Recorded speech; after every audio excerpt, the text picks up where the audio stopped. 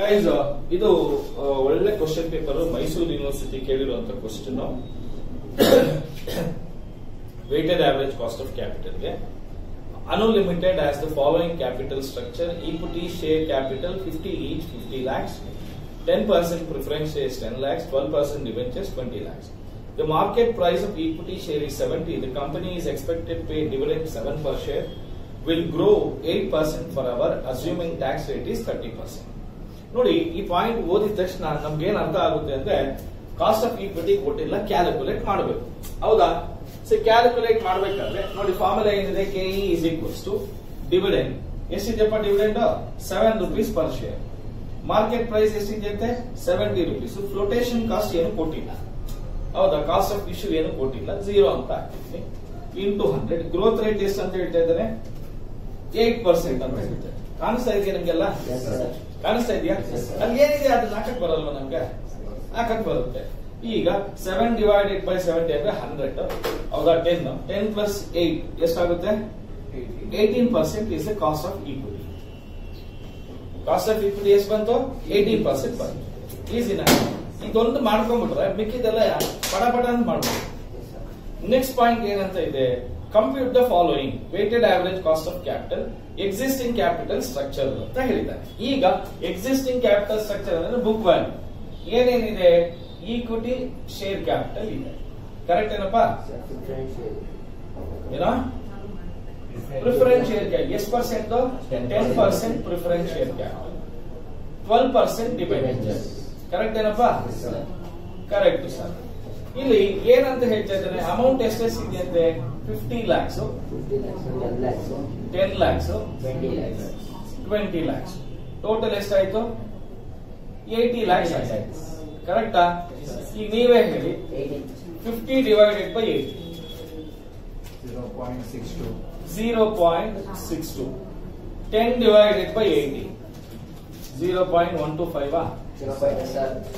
20 divided by 80 0.25 ಅಂದ್ರೆ ನಮಗೆ ಇಲ್ಲಿ 13 ಮಾಡ್ಕೊಳ್ಳಿ, ಅಲ್ಲಿಗೆ ಸರಿ ಹೋಗುತ್ತೆ. ಈಗ cost after tax cost of equity ಎಷ್ಟು ಬಂದಿದೆಯಪ್ಪ? 18% ಬಂದಿದೆ. ಕರೆಕ್ಟಾ? ಕಾಸ್ಟ್ ಆಫ್ ಪ್ರಿಫರೆನ್ಸ್ ಅವನೇ ಕೊಟ್ಬಿಟ್ಟು ಅವನು ಎಷ್ಟು ಅಂತ ಹೇಳ್ತಾ ಇದ್ದಾನೆ? 10 ಅಂತ ಅವನೇ ಹೇಳಿದ್ದಾನೆ. ಕಾಸ್ಟ್ ಆಫ್ ಪ್ರಿಫರೆನ್ಸ್ ಏನ್ ಹೇಳಿದಾನೆ? 10 ಅಂತ ಅವನೇ ಹೇಳಿದ್ದಾನೆ. ಇನ್ ಕಾಸ್ಟ್ ಆಫ್ ಡೆಟ್ ಮಾಡಬೇಕು. ಕಾಸ್ಟ್ ಆಫ್ ಡೆಟ್ ಮಾಡಬೇಕು ಅಂದ್ರೆ ಇಂಟ್ರೆಸ್ಟ್ ರೇಟ್ ಎಷ್ಟು ಅಂತ ಹೇಳ್ತಾ ಇದ್ದಾನೆ? 12%. ಎಷ್ಟಂತೆ? 12%.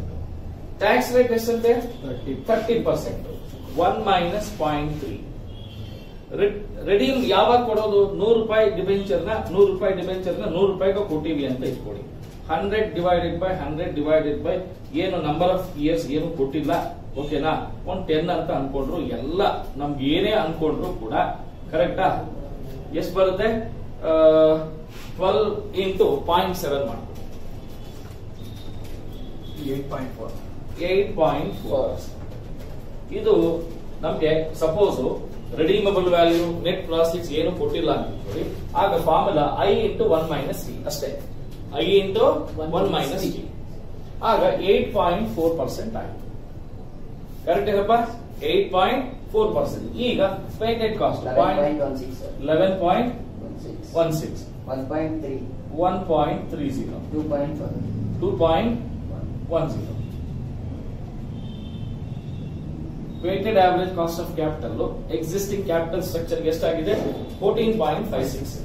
ಈಗ ಎರಡನೇ ಕ್ವಶನ್ ಓದೋಣ. ಏನಂತ ಇದೆ?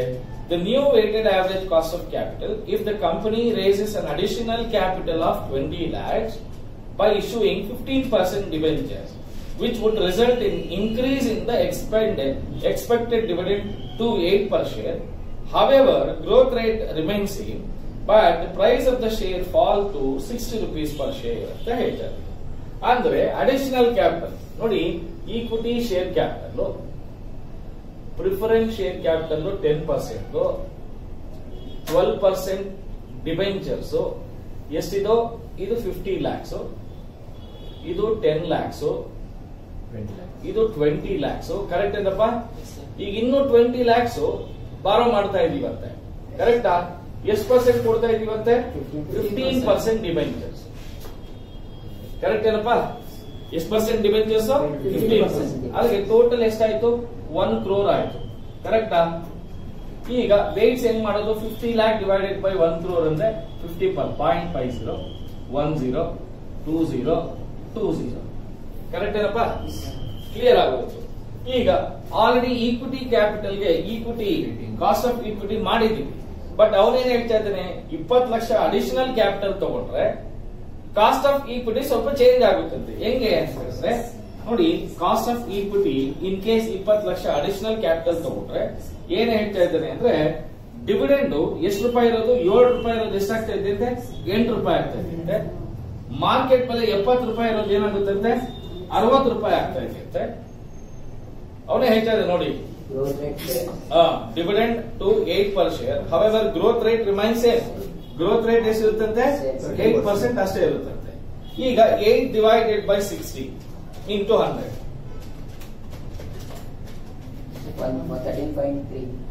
13.33 plus 8 21.33. ಕರೆಕ್ಟ್ ಏನಪ್ಪಾ? ಹಾಗಾದ್ರೆ ನಮ್ಗೆ ಕಾಸ್ಟ್ ಆಫ್ ಈಕ್ವಿಟಿ ಏನಾಯ್ತು? ಇನ್ಕ್ರೀಸ್ ಆಯ್ತು 21.33. ಇದೇನಿರುತ್ತೆ? ಅಷ್ಟೇ ಇರುತ್ತೆ, ಏನು ಚೇಂಜ್ ಇಲ್ಲ.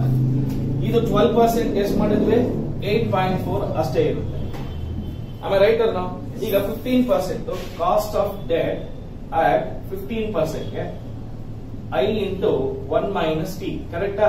ನೋಡಿ 15 into 1.030 ಎಷ್ಟು ಬರುತ್ತೆ? 15 into 0.7 15 into 0.7 10.5. ಅಲ್ಲಿಗೆ ಇದು ಬಂತು, ಅಲ್ಲಿಗೆ 10.5 ಮಲ್ಟಿಪ್ಲೈ ಮಾಡಿ ಕಾಸ್ಟ್ ಆಫ್ ವೇಟೆಡ್ ಕಾಸ್ಟ್ ಬರುತ್ತೆ 10.67. ಇದು 1, ಇದು 1.68, ಇದು 2.1 2.1 15 8 14 3 4 5 ಎಷ್ಟು ಬರ್ತಾ ಇದೆ? Weighted average cost of capital 15.45. ಇದೆಷ್ಟು ಬರ್ತಾ ಇದೆ? 14.56. ಸೊ ಕಾಸ್ಟ್ ಆಫ್ ಕ್ಯಾಪಿಟಲ್ ಏನಾಗಿದೆ? ಇನ್ಕ್ರೀಸ್ ಆಗಿದೆ ವೇಟೆಡ್. ಯಾಕೆಂದ್ರೆ ಕ್ಯಾಪಿಟಲ್ ಕೂಡ ಇನ್ಕ್ರೀಸ್ ಆಗಿದೆ, ಅದಕ್ಕೋಸ್ಕರ ವೇಟೆಡ್ ಕಾಸ್ಟ್ ಕೂಡ ಇನ್ಕ್ರೀಸ್ ಆಗಿದೆ. ಇಷ್ಟು ಮಾಡಿದ್ರೆ ನಿಮ್ಗೆ 12 ಮಾರ್ಕ್ಸ್ ಬರುತ್ತೆ. ನೋಡಿ, ಇದನ್ನ ಮಾಡೋದು ಗೊತ್ತಾಗುತ್ತಲ್ವಾ? ಬುಕ್ ವ್ಯಾಲ್ಯೂ ಇದು. ಆಮೇಲೆ ಎರಡನೇದು ಚೇಂಜ್ ಆದಾಗ ಹೆಂಗೆ? 20 ಲಕ್ಷ ಕ್ಯಾಪಿಟಲ್ ಅಡಿಷನಲ್ ಕ್ಯಾಪಿಟಲ್ ತಗೊಂಡಾಗ ಡಿವಿಡೆಂಡ್ 7 rupees ಇರೋದು 8 rupees ಆಗಿದೆ ಅಂತೆ. ಮಾರ್ಕೆಟ್ ಪ್ರೈಸ್ 70 ಇರೋದು 60 ಆಗಿದೆ ಅಂತೆ. ಗ್ರೋತ್ ರೇಟ್ ಅಷ್ಟೇ ಇದೆ ಅಂತೆ. ಆವಾಗ ಎಷ್ಟು ಬಂತು? 21.33. ಕಾಸ್ಟ್ ಆಫ್ ಡಿಬೆಂಚರ್ ಪ್ರಿಫರೆನ್ಸ್ ಏನು ಚೇಂಜ್ ಆಗಲ್ಲ, ಅಷ್ಟೇ ಇರುತ್ತೆ 10%. ಅದೇನು ಮಾಡೇ ಇಲ್ಲ. ಕಾಸ್ಟ್ ಆಫ್ ಡೆಟ್ ಮಾತ್ರ ಏನಾಗುತ್ತೆ? ಚೇಂಜ್ ಆಗುತ್ತೆ. ಯಾಕೆಂದ್ರೆ 15% ಕೊಡ್ತಾ ಇದ್ವಿ, 12% 8.4 ಹಾಗೆ ಇರುತ್ತೆ. 15% ಎಷ್ಟಾಗುತ್ತೆ? 10.5 ಆಗುತ್ತೆ. ಇದೊಂದು ಸ್ವಲ್ಪ ಚೇಂಜ್ ಮಾಡಿಕೊಟ್ರೆ ನೋಡಪ್ಪ, you all will get good marks.